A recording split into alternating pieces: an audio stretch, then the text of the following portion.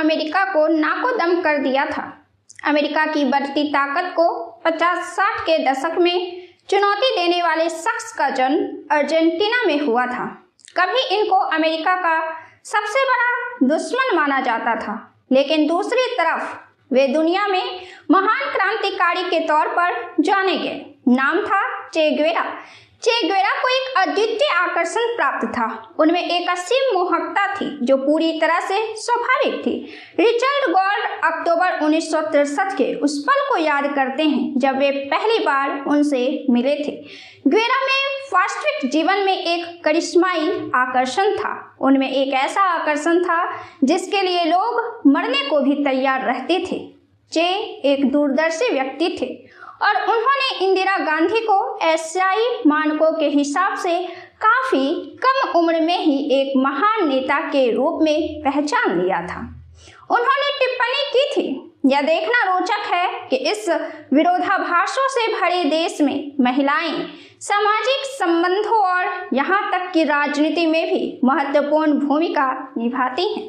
Che Guevara पेशे से doctor थे। 33 साल में क्यूबा के उद्योग मंत्री बन गए थे। उनके सामने जिंदगी का पूरा ऐशो आराम पड़ा था। वो चाहते तो अर्जेंटीना की राजधानी ब्यूनस आयर्स के कॉलेज में एक डॉक्टर बनकर अपनी भौतिक जिंदगी जी सकते थे, लेकिन न जाने क्यों उन्होंने इस ऐशो आराम की जिंदगी से मुंह फेर लिया। उन्हें वे सारी सुख सुविधाएं जैसे काटने लगी। उनकी रूह जैसे बेचैन सी होने लगी और वे अपने आसपास झांकने लगे। अपने आसपास झांकने के बाद उन्हें दिखा गरीबी और शोषण। गरीबी और शोषण की टिस ने उनको मार्क्सवाद के तरफ ढकेल दिया। मार्क्सवाद विचारधारा जब जहन में पलने लगी तो आंदोलन और क्रांति दिलो दिमाग में फूट पड़ी। अब लगने लगा कि दक्षिणी अमेरिकी महाद्वीप की समस्याओं के निदान के लिए सशस्त्र आंदोलन ही एकमात्र तरीका है। 1955 में यानी 27 साल की उम्र में महज चे की मुलाकात फिडेल कास्ट्रो से होती है। जल्द ही क्रांतिकारियों के बीच ही नहीं बल्कि आम लोगों के बीच भी चे एक जाना पहचाना नाम बन गए। यह नाम इतना जाना पहचाना बना, इतना लोकप्रिय बना जितना शायद ही कोई और दुनिया के पावरफुल राजनेता। इनकी लोकप्रियता पूरे विश्व में फैल गई। अन्य देश में जब आंदोलन हुए तो उनका नाम उस देश का चे ग्वेरा पड़ गया। श्रीलंका के दक्षिणी हिस्से में कट्टर वामपंथी नेता रोहाना विजय वीरा ने सरकार की नीतियों के खिलाफ जनता को गोलबंद कर हथियारबंद संघर्ष छेड़ा था। फिर वे श्रीलंका के चे ग्वेरा बन गए। अफ्रीकियों के लिए 1980 के दशक में आइकन रहे। बुर्किना फासो के दिवंगत राष्ट्रपति थॉमस सेंकेरा अफ्रीका के चे ग्वेरा बन गए। एर्नेस्टो चे ग्वेरा चे की तस्वीर को पाकिस्तान में ट्रकों लॉरियों के पीछे दिखने लगा। जापान में बच्चों के युवाओं के स्नोबोर्ड पर दिखा। दिल्ली के पालिका बाजार में बिक रहे टी शर्ट पर दिखने लगे। लंदन में किसी की फैशनेबल जींस पर भी दिखने लगे। लेकिन चे ग्यूबा और दक्षिण अमेरिकी देशों के करोड़ों लोगों के लिए आज भी किसी देवता से कम नहीं है। चे ने क्यूबा को सोवियत संघ के करीब ला खड़ा किया। क्यूबा उस रास्ते पर कई दशक से चल रहा है। चे ने ही ताकतवर अमेरिका के खिलाफ एक तो नहीं कई वियतनाम खड़ा करने का दम भरा था। चे एक प्रतीक है व्यवस्था के खिलाफ युवाओं के गुस्से का, उसके आदर्शों की लड़ाई का। चे क्यूबा और लातिनी अमेरिका ही नहीं दुनिया के कई देशों के लोगों के लिए एक प्रेरणा स्रोत हैं। 37 साल की उम्र में क्यूबा के सबसे ताकतवर युवा चे ग्वेरा ने क्रांति का संदेश अफ्रीका और दक्षिणी अमेरिका में फैलाने की ठानी। कांगो में चे ने विद्रोहियों को गुरिल्ला लड़ाई की पद्धति सिखाई। फिर चे ने बोलिविया में विद्रोहियों को प्रशिक्षित करना शुरू किया। अमेरिकी खुफिया एजेंट चे ग्वेरा को खोजते रहे और आखिरकार बोलिविया की सेना की मदद से चे को पकड़कर मार डाला गया। क्यूबा के बच्चे चे ग्वेरा को पूजते हैं और क्यूबा ही क्यों पूरी दुनिया में चे ग्वेरा आशा जगाने वाले एक नाम है। दुनिया के कोने कोने में लोग उनका नाम जानते हैं और उनके कार्यों से प्रेरणा लेते हैं।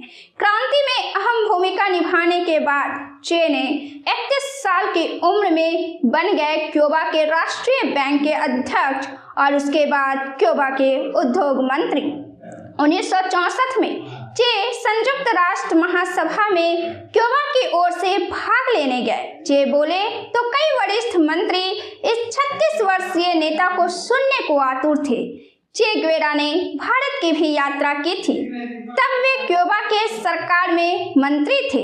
चे ने भारत की यात्रा के बाद 1959 में भारत रिपोर्ट लिखी थी, जो उन्होंने फिडेल कास्ट्रो को सौंपी थी। इसमें उन्होंने जिक्र किया था कि नेहरू ने न सिर्फ दादा की आत्मीयता के साथ हमारा स्वागत किया, बल्कि क्यूबा की जनता के समर्पण और उसके संघर्ष में भी अपनी पूरी रुचि दिखाई। हमें नेहरू ने बेशकीमती मशवरे दिए और हमारे उद्देश्य की पूर्ति में बिना शर्त अपनी चिंता का प्रदर्शन भी किया।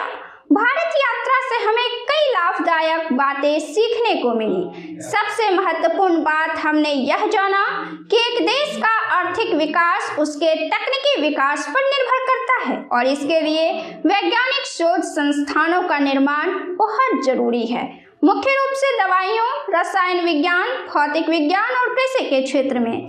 जब हम भारत से लौट रहे थे तो स्कूली बच्चों ने हमें जिस नारे के साथ विदाई दी उसका तर्जुमा कुछ इस तरह है, क्यूबा और भारत भाई भाई। सचमुच क्यूबा और भारत भाई भाई है। 1960 के दशक का क्यूबा एक परिवर्तनशील राष्ट्र था जो उथल पुथल भरे दौर से गुजर रहा था। राष्ट्रवाद अपने चरम पर था, साथ ही व्यापार समाजवादी गुट की ओर स्थानांतरित हो रहा था। उसी समय अमेरिकी नाकाबंदी ने कई तरह की समस्याएं उत्पन्न कर दी, जिनमें पेशेवरों का पलायन, अमेरिकी समर्थित एजेंसियों के हमले, तोड़फोड़ और परमाणु युद्ध का वास्तविक खतरा शामिल था। चे के नेतृत्व में क्यूबा का उद्योग स्थिर हुआ, विविध हुआ और विकसित हुआ। यह उनके आर्थिक विश्लेषण, संरचनात्मक संगठन और मानव एवं भौतिक संसाधनों के जुटाव की क्षमता का प्रमाण है। चे का दृष्टिकोण न केवल पूंजीवादी उत्पादन प्रणाली के मार्क्स के विश्लेषण के अध्ययन पर आधारित था, बल्कि समाजवादी राजनीतिक अर्थव्यवस्था की बहसों में उनकी भागीदारी और पूंजीवादी निगमों की प्रबंधकीय और तकनीकी प्रगति की उनकी समझ पर भी आधारित था। उद्योग मंत्री के रूप में गुवेरा ने क्यूबा में 9 अनुसंधान और विकास संस्थान स्थापित किए और चीनी की कटाई और चीनी उत्पादों के उद्योग के मशीनीकरण में महत्वपूर्ण भूमिका निभाई। उन्होंने निकल उत्पादन, हरित चिकित्सा, तेल अन्वेषण, रसायन उद्योग और यहाँ तक कि कंप्यूटिंग और इलेक्ट्रॉनिक्स के लिए भी आधार तैयार कर दिया था। आपको क्रांतिकारी चे गुवेरा की यह कहानी कैसे लगी, कमेंट कर अपना जवाब कमेंट बॉक्स में जरूर दें। मैं हूँ आनंदमयी। नमस्कार।